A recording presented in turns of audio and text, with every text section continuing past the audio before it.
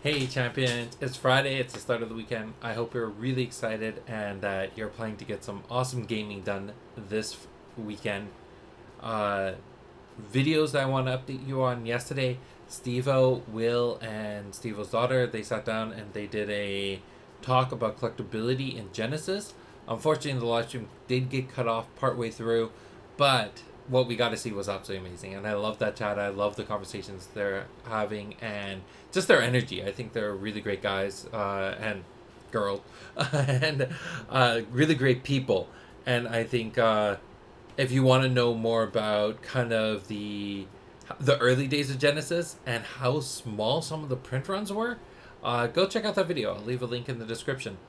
The other video that came out was Ben from Ben Trading Cards had an opportunity to sit down with Damjan, our art director, and the two of them had a really great chat. And that video finally went live yesterday, so got the opportunity to watch that just this morning. It was adorable, and I had a lot of fun with that. I also saw that who was it? Dex and Draughts also started doing their first video talking about Genesis. So it's their first impressions. Sat down last night to start playing. As he was playing, I was chatting with him, getting some feedback, some of that insider scoop, and I think soon we'll see a follow-up video on how that gaming experience went. So that was really cool. And then last night I was just doing some work before going to bed, and I saw that tabletopgamer.com went live on Twitch. I decided I have some time here. Why don't I just jump into that chat? And it was a lot of fun. It was really great talking to that community, answering questions, watching them. They're actually opening packs of Flesh and Blood, but I got to learn more about that game and that experience. And all in all, it was just a great time. Now, what I want to jump into for today's topic, instead of doing card spotlight, I want to talk a little bit more about creating the uncut sheets or creating doing the printing process and why we have empty card slots and why we don't use all of them. So for this to make sense, let me flip over to a shot of a uncut sheet. This is the second sheet in the beta starter kit. So if you notice, if you bought the beta starter kit, you get two piles of cards. One of them, which is the champions, the Bellum, Thymos, and Axon, and the other one is the Chaos cards, the Aura cards, and then the tip cards at the end. And what happens there is so this is a main reason why you see the cards sorted in the order that they are. Basically, the printers, when you think of card randomization inside of booster pack, the printers don't tend to like sit there and randomize the cards. Like, they don't get all the cards cut and then shuffle them up and put them in a random order. They actually have all of the randomization pre-planned on the sheet. So it's not truly randomization. It's how do I put this? It's placing it on the sheets, not in order. That's the closest you kind of get to that. So what I really want to draw your focus on are the cards at the bottom there, which are these striped lines, the blue, the cyan, magenta, yellow, and black. What happens here is when you're putting cards onto the sheet and you have, just say, the sheet's being used for two different purposes. So in this example, the purposes were the starter kit and the 2019 gold stamp promos. And the big thing they did here is that they added these divider cards, the section that comes in the middle, to say that these two packets are of functionally different purposes. And you want a few cards. And the reason behind this is you got to imagine all the cards get cut. In this case, I think it's a 10 cards, 9 cards, 9 by 10. So it might be like a 90 card sheet or a 99 card sheet, something like that. So the cards get put onto the sheet, and then they go through the machine, and what comes out at the end is a giant pile of cards. And now what happens is a human takes that pile of cards and goes through them and finds those dividing cards, pulls them out, and then separates the cards into two separate piles.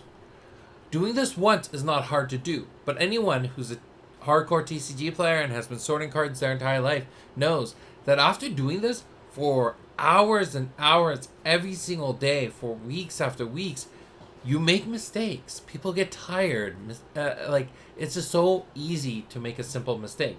So when you have the cards divided this way, there's still a chance that one of those cyan, magenta, yellow, black cards, CMYK cards, and one of those might show up in a starter kit. There's always a chance that one of those would, because we're looking at how many are going to come off the sheet. 6 of those cards. If for some reason he counts 6 but really pulled off 5, then you're going to be missing one of those. You're going to have one of those CMYK cards show up in the starter kit. Or he might count 6 and accidentally pull off the rule card. And now all of a sudden you're missing a card from your starter kit. This is very possible. Now, I know with higher end factories, they probably are using machine to do the separation. So you're not going to have that room for error. But you also got to keep in mind, we're a small company. Our print runs are not at the same size as Magic, Yu-Gi-Oh!, Pokemon, even Flesh and Blood or Metazoo. Their print runs are exponentially higher than ours. We have to work with what's within our budget. And the facility we're using, they are amazing people. And I also understand it from a startup perspective. We're new to the scene. We ask our customers to give us leniency, so it's only fair that we give our vendors leniency too, and we work with them to figure out what is the best way to approach all these things. So the question that was proposed last night was on our... I just want to throw my face back up on screen. So on our sheets for JLR 2nd edition, they are 10 by 11 sheets, so you can fit 110 cards on them. We have 33 rares, so we printed the rares 2 times using 66 slots. Then we put in the epics once, so that uses 99 slots. So that means there's 111 slots that were unused. I mean, not 111. 11 slots that were unused. So how come we couldn't use those slots for something else? Well, we could have put another round of promos or something else onto that sheet so we don't have as much waste. But if we're dividing multiple different functions within a single package, then you're going to have to see... you're going to have to put dividing cards between one section to another. And that's where we get these cards. This is actually from the foil sheet. There's actually... you can see a little bit of that foil on the word filler. But these are the filler cards that they use now in printing instead of those CMYK cards. So the filler cards get put onto the sheet to tell the person who has the pile of cards afterwards, okay, once you hit this filler card, start pulling out all the filler cards until you hit the next block of cards. Those go into go to a different function. Once we start making it more and more granular, then there's 2 rooms for error. One is, just say we have 11 slots left, so we want to put at least 3 cards between. So 3 cards at the front, 3 cards at the end to indicate that the stuff in the middle is not filler. Putting in at least 3 gives us a higher chance that a mistake won't be made. So we put in 3, that cuts it down to 6, then you have only 5 cards. Now these 5 cards get put somewhere else. So now you are creating 3 different functions out of the one sheet. You have the rares that go on one side, these 5 promos, and then the epics going to another pile. It's so easy for one of those promos to get put into the wrong slot. It's so easy for the filler cards to accidentally be left behind the promos or left behind the rares. I'm always worried that in this manual process, someone's gonna open up a pack and get a filler card instead of the rare card. But if that happens to you, email me. I'll figure out what rare you were supposed to get and send you a copy of that. Don't worry about it. If you have any problems, just email me and I will help you work those up. So this is the big issue. So that's one part of it. Then the second part is, the more functionally unique stuff that we start doing, the higher the chances are for communication errors. Now with Welcome to JLR and Beta, I had the opportunity to being on the ground floor to help them do a lot of the stuff. And also with these 2 sets, the requirements for the sets were fairly basic. There weren't a lot of exceptional cases. But when we got to J2, there were actually a lot of exceptional cases, and because of COVID, we couldn't be there to increase the communication and make sure we really are on the same page when it comes to what this project is about. And for those reasons, there were some mistakes that were made along the way. One of the issues was just random little things like where the foil is supposed to go in the pack isn't where we wanted it to be. What cards are supposed to be taken out when a foil gets put in. Some of those things just never happened. There's one particular pack that I'm hoping we'll see at some point, but I haven't seen anyone open those, and they're not supposed to be that rare. A particular combination of pack, and so there's all these little things that can happen. And the more nuanced your project, the more risk there is associated with it in the manufacturing side. It's just the reality of it, right?